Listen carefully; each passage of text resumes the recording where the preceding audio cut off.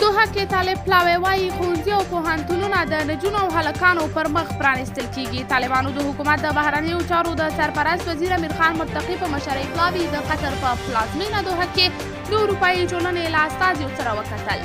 د افغانستان لپاره د اروپایي ټولنې ځانګړي استازي توماس نیکلسن تېره شپه په یوه لړ ټویټونو کې څرګنده کړه د زده کړو مسله د اجنډا له مهمو موضوعاتو څخه وه او طالبانو ژمنه وکړه چې د 1401 کال په اوږدې میاشت کې به د ټولو نجونو او هلکانو پر مخ منځني ښوونځي او لیسې پرانیستل شي.